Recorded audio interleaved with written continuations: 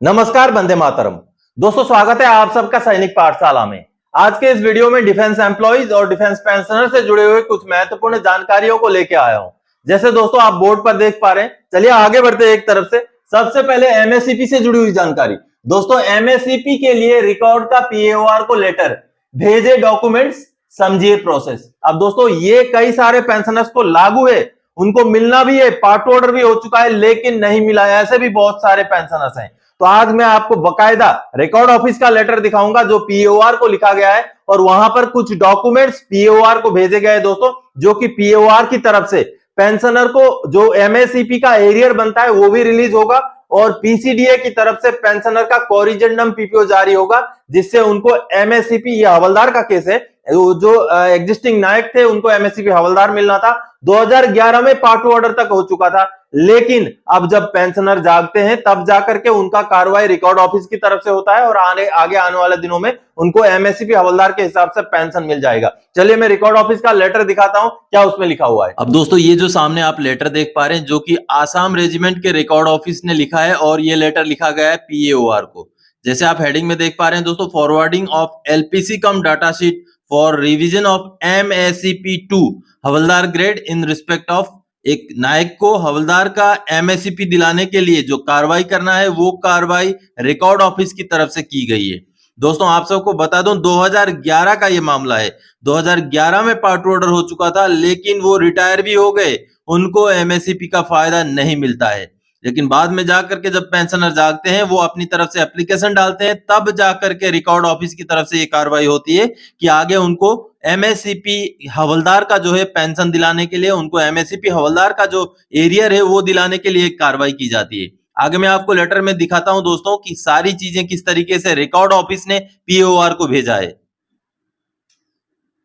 अब ये जो आप देख पा रहे हैं दोस्तों, जो कि रिकॉर्ड ऑफिस ने क्या क्या डॉक्यूमेंट्स भेजा है एमएससीपी हवलदार दिलाने के लिए। देखिए, एलपीसी कम डाटा शीट, एक एलपीसी कम डाटा शीट होता है जो एक 2-3 पन्नों का एक डॉक्यूमेंट बनाया जाता है, जिसमें सारा डिटेल्स डाला जाता है, पेंशनर का पर्टिकुलर डाला जाता है, वो भेजा जाता है पीओआर में। आगे पीओआर में सिट्रोल भेजा जाता है, पेंशनर का सिट्रोल, ताकि पीओआर जो भी चेक करना चाहे, जो भी चीजें ऑडिट करना चाहे, वो सिट्रोल से कर सके। और साथ ही साथ पेंशनर्स का स्पर्श का पीपीओ नंबर, पीपीओ का कॉपी भी भेजा गया है बैंक डिटेल्स के लिए। और आगे दोस्तों जो पार्ट ऑर्डर किया गया था उनका एमएससीपी से जुड़ा हुआ 2011 का पार्ट ऑर्डर आप देख पा रहे हैं, उसको भी भेजा गया है। यानी कि दोस्तों एमएससीपी जो ग्रांट करने का जो काम होता है वो पीएओआर से जुड़ा हुआ होता है, क्योंकि एमएससीपी जो होता है वो सर्विस के दौरान ही लागू होता है। तो इसलिए रिकॉर्ड ऑफिस की तरफ से एलपीसी कम डाटा शीट, सिट्रोल, स्पर्श का पीपीओ और साथ ही साथ पार्ट ऑर्डर का कॉपी जो है भेजा गया है पीएओआर को, ताकि जो इंडिविजुअल है, जो पेंशनर है, उनको एमएससीपी हवलदार के हिसाब से पेंशन रिवाइज हो जाए। आगे जब डॉक्यूमेंट ये पीओआर में प्रोसेस हो जाएंगे दोस्तों, तो स्पर्श सेल में चले जाएंगे पीसीडीए में, ताकि उनका कोरिजेंडम पीपीओ जारी हो जाए। और आप देख पा रहे हैं 2011 का ये केस है, तो उनका जब भी लागू हुआ होगा 2011 में, अगर उनका ड्यू था एमएससीपी हवलदार, तो 2011 से लेके अभी तक का उनको जो है एरियर भी देना पड़ेगा पीओआर को, और ये एरियर पीओआर की तरफ से ही आएगा पेंशनर को।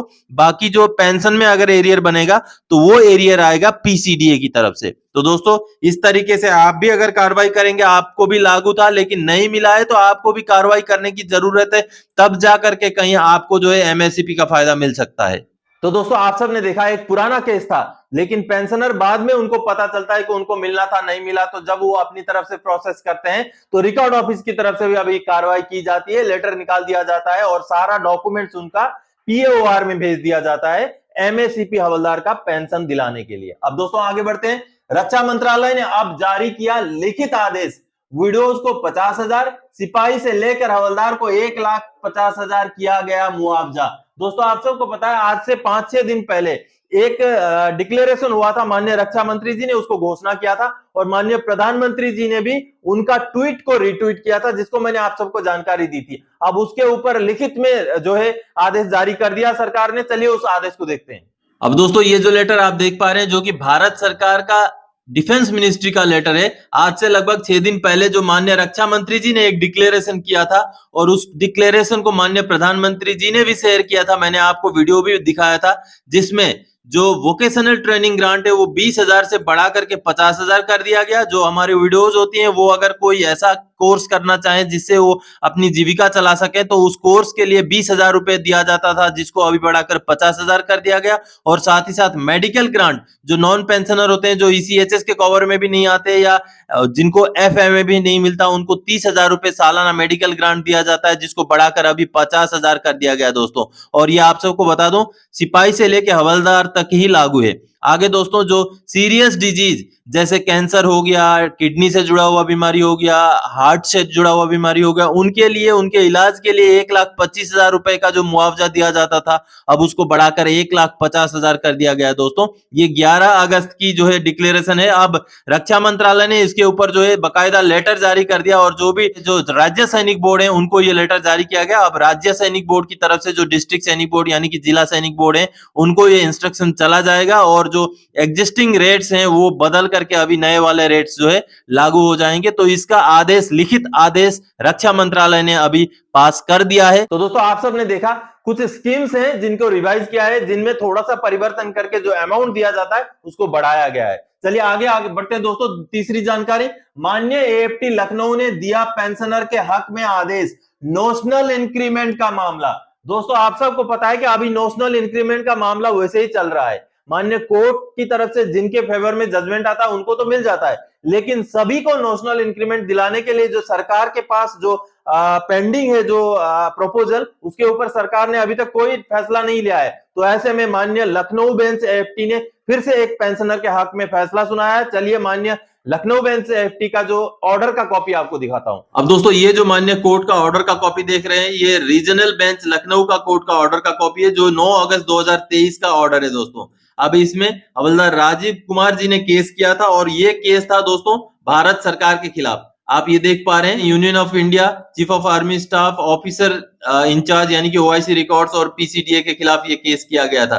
और दोस्तों ये केस था नोशनल इंक्रीमेंट से जुड़ा हुआ, यानी कि नोशनल इंक्रीमेंट लागू है पेंशनर को। इस बात को माननीय कोर्ट ने फिर से जजमेंट देकर के ये प्रूव किया है कि नोशनल इंक्रीमेंट जो है वो लागू है। आपको समझा दूं दोस्तों, नोशनल इंक्रीमेंट, आप जिस दिन रिटायर हुए हैं उसके अगले दिन अगर आपको इंक्रीमेंट लागू था जो आपको नहीं मिला, जैसे कि 30 जून को कोई रिटायर होता है, उनका अगर इंक्रीमेंट 1 जुलाई को लागू था और उनको वो इंक्रीमेंट नहीं मिलता है, तो उसी इंक्रीमेंट को दिलाने का जो प्रक्रिया है उसी को अभी जो मिल रहा है वो नोशनल इंक्रीमेंट कहा जाता है। अब दोस्तों जैसे आप देख पा रहे हैं, माननीय कोर्ट का जो जजमेंट का लाइन है, ये वाला जो 8 नंबर पैराग्राफ आप देख पा रहे हैं, जिसमें माननीय कोर्ट ने ये बोला है दोस्तों, देखिए, जिसमें पेंशनर ने अगर जुलाई 2020 से लेकर के जून 2021 तक सर्विस पूरा किया है, भले ही वो जून 30 को आउट हुए हों, रिटायर हुए हों, यानी कि 1 जुलाई 2021 से अगर वो रिटायर हुए, एसओएस हुए, लेकिन फिर भी उन्होंने चूंकि पूरा साल सर्विस किया है तो उनको नोशनल इंक्रीमेंट मिलेगा। और साथ ही साथ आदेश दिया है दोस्तों, देखिए, कि जो कोरिजेंडम पीपीओ वो जारी किया जाए और जो एक इंक्रीमेंट है उसका फायदा जो है पेंशनर को दिया जाए। आप सबको बता दूं दोस्तों, अगर एक इंक्रीमेंट का फायदा मिले तो एक पेंशनर को कम से कम भी, मिनिमम से मिनिमम भी बेसिक पेंशन में 700 रुपए से लेकर के आगे, अगर उनका रैंक ऊपर वाले रैंक वाले हैं, सुबेदार मेजर हैं, तो उनको 1200-1300 रुपए तक का भी फायदा मिल सकता है, जो कि एक बहुत बड़ा फायदा है अगर हम पेंशन की दृष्टि से देखें तो। क्योंकि अगर हमें पेंशन आते आते एक नोशनल इंक्रीमेंट मिल जाए तो ये एक बड़ी बात है दोस्तों। लेकिन आप सबको फिर से क्लियर कर दूं, जो नोशनल इंक्रीमेंट है वो सिर्फ उनको लागू है जो 30 जून को रिटायर हुए हैं और उनका अगर 1 जुलाई का इंक्रीमेंट लगता था तो उनको नहीं मिला होता है, तो वो मिलता है। या तो फिर कोई 31 दिसंबर को रिटायर हुए हैं और 1 जनवरी को उनका अगर इंक्रीमेंट लगता था, वो नहीं मिला है, तो तब जो इंक्रीमेंट दिलाने की जो प्रक्रिया है उसी को नोशनल इंक्रीमेंट कहा जाता है दोस्तों। तो दोस्तों आप सबने देखा कि माननीय लखनऊ एएफटी ने जो है फिर से एक आदेश दिया है, जिसमें उन्होंने नोशनल इंक्रीमेंट देने के लिए सरकार को, पीसीडीए को आदेश सुनाया है। चलिए अगली जानकारी दोस्तों, एसबीआई के पेंशनर्स के लिए खुशखबरी, ओआरओपी का सेकंड इंस्टॉलमेंट शुरू हुआ, दोबारा भुगतान 19 अगस्त 2023, यानी कि आज सुबह से ही जो पेंशनर्स सीपीपीसी के तहत एसबीआई से पेंशन ले रहे हैं और उनका अगर ओआरओपी के तहत पेंशन में बढ़ोतरी हुई है, उनको पहला इंस्टॉलमेंट मिला है, तो दूसरा इंस्टॉलमेंट का भुगतान एसबीआई ने आज सुबह से कर दिया है। अब दोस्तों इसमें मैं कुछ मैसेजेस आपको दिखाऊंगा। ये देखिए, पहला मैसेज जैसे आप देख पा रहे हैं, जिसमें today second instalment of OROP arrear credited by SBI, your account number so and so credited इनको मिला है 27,143 रुपए। और आगे दूसरा आप देख पा रहे हैं, प्रिय ग्राहक खाते में इतना इतना पैसा जो है जमा हो गया, ये भी आज सुबह ही उनको क्रेडिट हुआ है। और तीसरा मैसेज आप देख पा रहे हैं, your account so and so has credited bye pension August 23 TDS arrival of ₹56,701, यानी कि 56,701 रुपए उनको जो है ओआरओपी के एरियर का दूसरा इंस्टॉलमेंट मिला है। आगे उन्होंने लिखा है, today I received the second instalment of OROP. ये आज की खबर है दोस्तों। तो आज एसबीआई सीपीपीसी ने जो है शुरू कर दिया है ओआरओपी के एरियर का सेकंड इंस्टॉलमेंट का भुगतान। तो दोस्तों आज के इस वीडियो में इन्हीं जानकारियों को लेकर आया था। आगे और कोई जानकारी था कि आपसे सरोकार रखने वाला विषय लेकर मैं फिर से हाजिर हो जाऊंगा। तब तक के लिए जय हिंद दोस्तों।